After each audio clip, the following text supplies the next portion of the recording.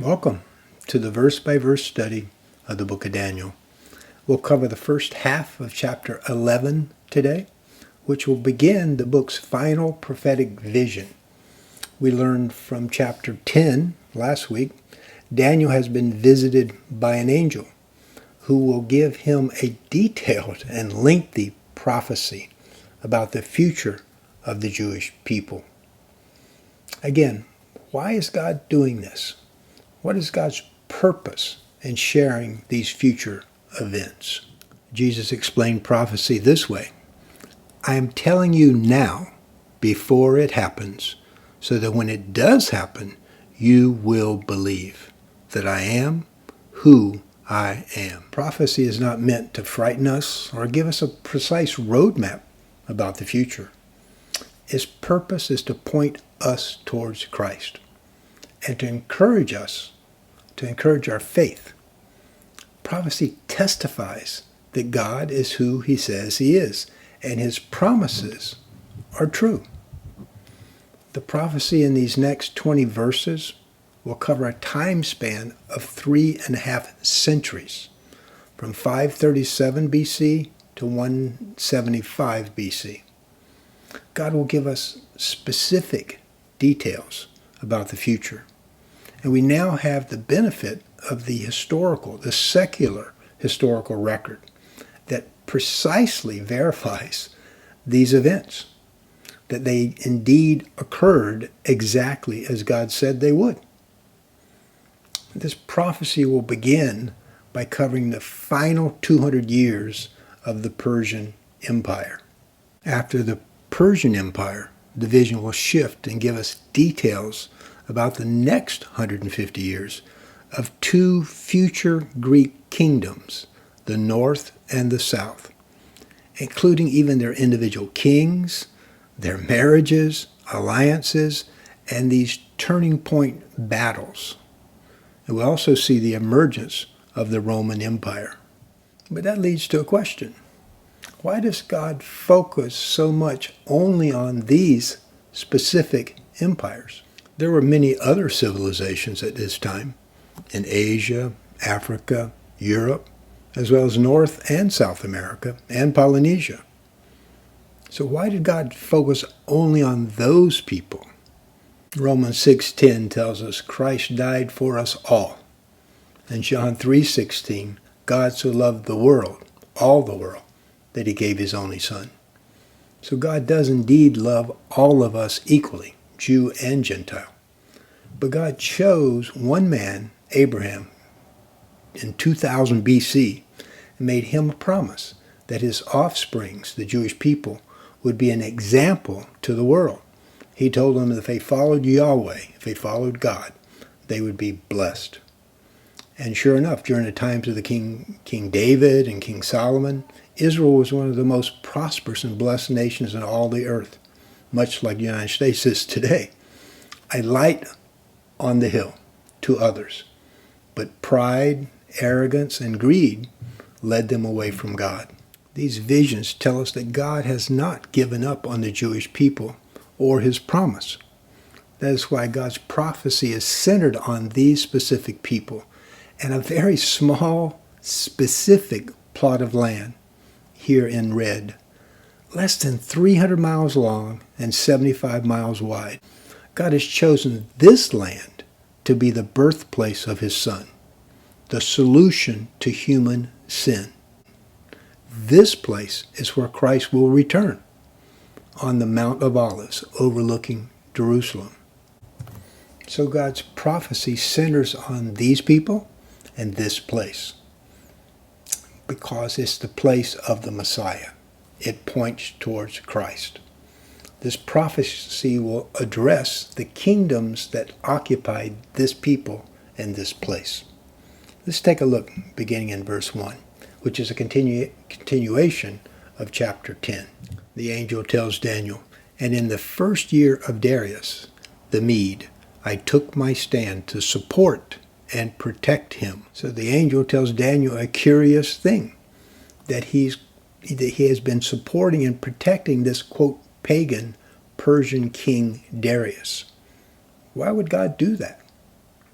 Recall back in chapter 6, verse 26, King Darius said, I issue a decree that in every part of my kingdom people must fear and reverence the God of Daniel, for he is the living God, and he endures forever.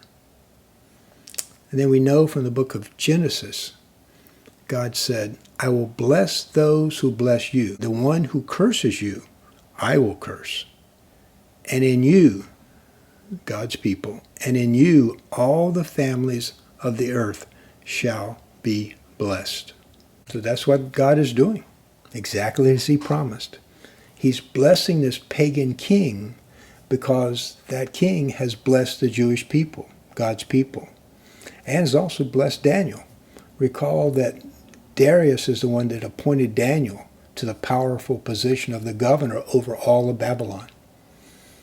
God will allow these Persian kings to reign for another 200 years, as we shall see starting in verse 2.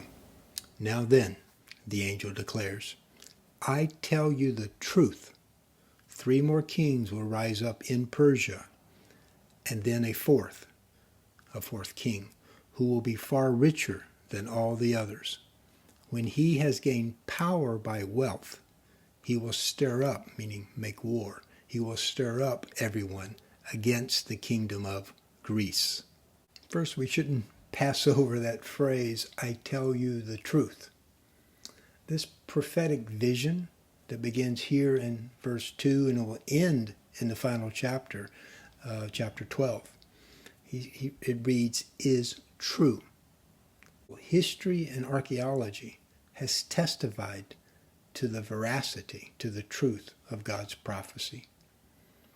And so here, if you count up the 4 Persian rulers historically that are mentioned here, you'll come to this man named Xerxes, who was, you may recall, is the Persian king that chose Esther in the book of Esther as his bride in chapter 1. Historians tell us Xerxes raised a mighty army and navy and chose to wage war, an unsuccessful war, against the Greek states. He first conquered and actually burned Athens and defeated, recall, the Spartans, but he eventually lost a major decisive naval battle that turned the tide of the war. Next, in verse 3, will mark the end of the Persian kingdoms and the beginning of the future with the defeat of the Persians by Alexander the Great.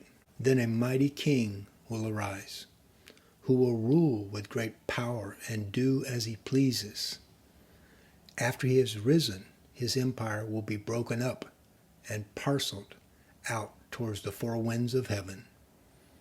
It will not go to his descendants, nor will it have the power he exercised, because his empire will be uprooted and given to others.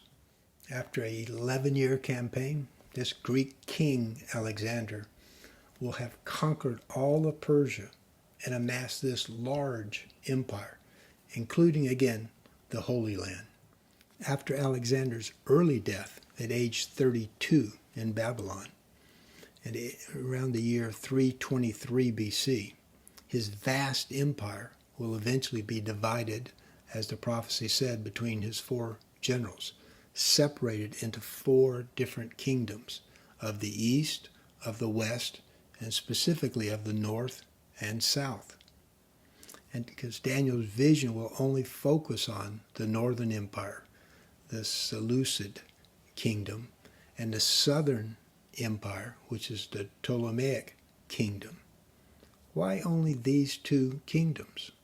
Again, it's because these 2 kingdoms, the kingdoms to the north and to the south, will occupy the Holy Land. Holy Land, the Promised Land, is between these 2 kingdoms as a buffer and will be a pawn back and forth. Let's take a look at verse 5. The king of the south will become strong. This is General Ptolemy the first.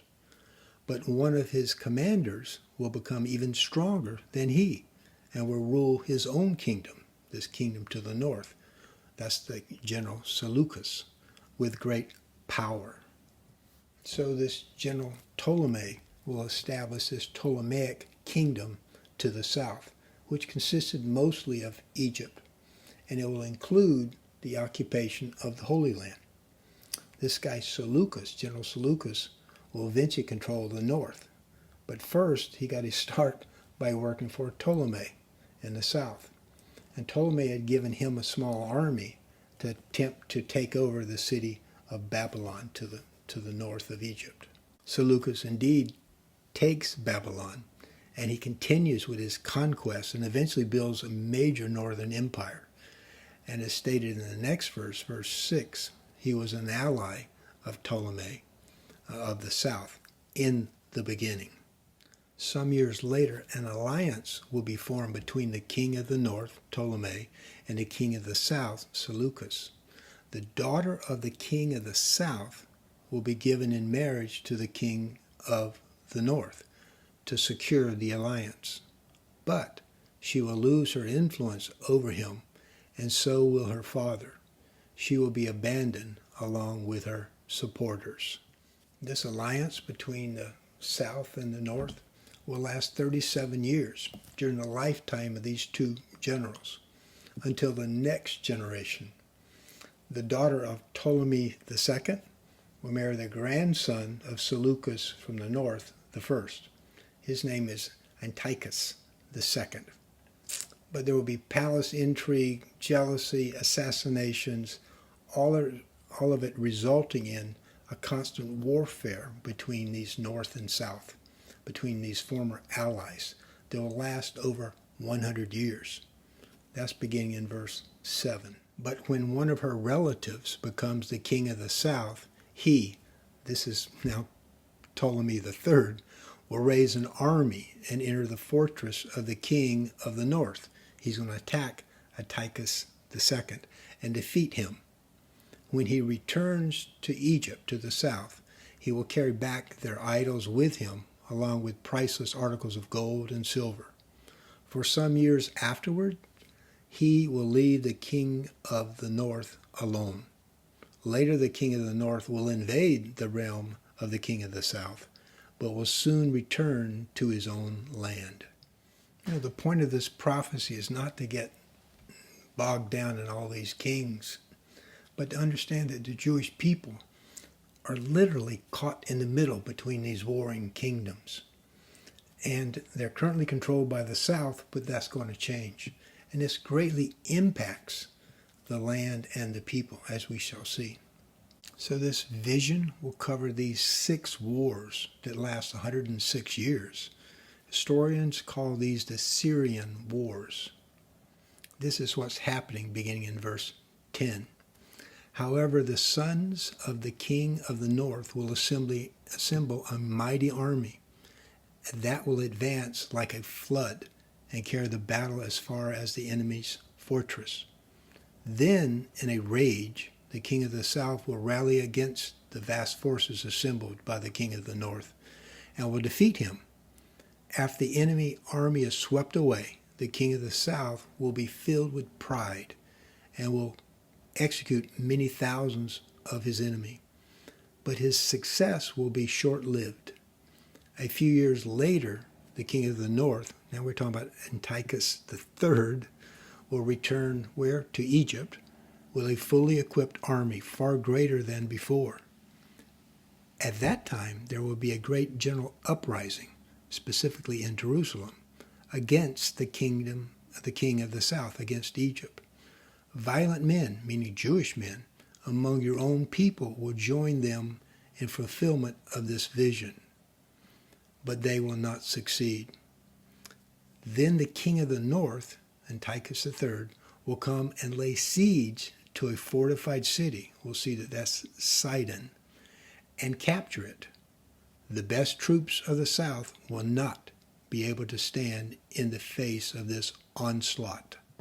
The prophecy beginning in verse 16 is speaking about a historical turning point around 200 BC, when the north, Antiochus III, will advance south from Syria and win 2 major battles against the Egyptian Ptolemy Empire. First, they will win a major battle at the city of Sidon, which is modern-day Lebanon. And then they will continue south through Jerusalem, siege control now of the Holy Land, and become the new ruler of the Holy Land. Excuse me. Then they will win another major battle south of Judah in the area of Gaza. The angel tells Daniel, the king of the north, meaning Antiochus III, will march onward, meaning south, unopposed. None will be able to stop him. He will pause in the glorious land of Israel, intent on destroying it, meaning that he took possession of the Holy Land, but chose not to destroy it at this time. Then in 17, he will make plans to come with the might of his entire kingdom and will form an alliance with the king of the south. After he subdues the king of the south, he'll sign a treaty. He will give him a daughter in marriage in order to overthrow the kingdom from within. She was supposed to sabotage, and there's a lot of intrigue on that. But the plan will fail because she will stay with the king of the south, who is actually a young man. After this, he will turn his attention to the coastland and conquer many cities. But a commander from another land, which is the Romans, will put an end to his insolence and cause him to retreat in shame. So the angel prophesies to Daniel that Antiochus III will drive south and take the Holy Land and force the south to sign a peace treaty, which neutralizes the threat from the south. And now he's going to turn his attention to take on the, quote, coastland, meaning the Greek islands and the area of Macedonia. And we'll see that the results of that starting in verse 19. He, meaning the northern king, will take refuge in his own fortresses, but will stumble and fall and be seen no more. When Antiochus III takes on the Greeks, history tells us that he was really taking on the powerful, rising Roman army. And the Romans soundly defeat him at a major battle, a battle called Magnesia, which is just north of Ephesus in modern-day Turkey. With the loss of that battle, Antiochus III was forced to sign this debilitating treaty with the Romans.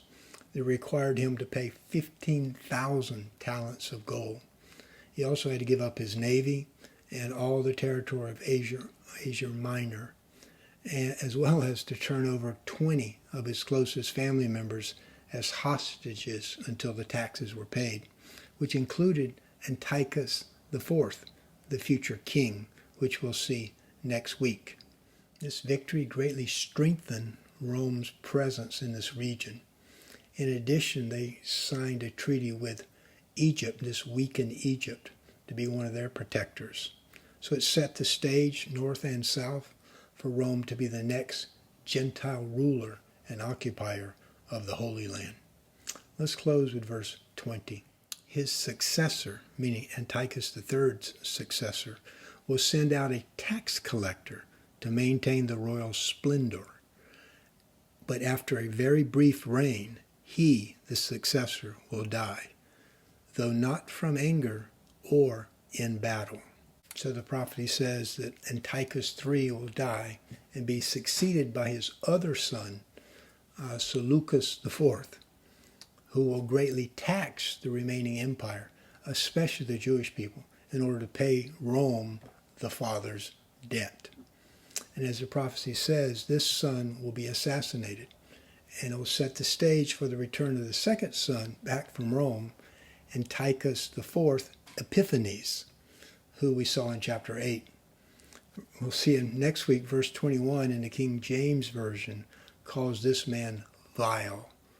Other translations call him despicable. Recall, he is the precursor of the final Antichrist. They both will be revealed in the final verses in chapter 11 next week. So until then, that's a lot of details, but it all is setting the stage for the coming Messiah. So until next week, family, may God abundantly bless you and bless your family, and aloha.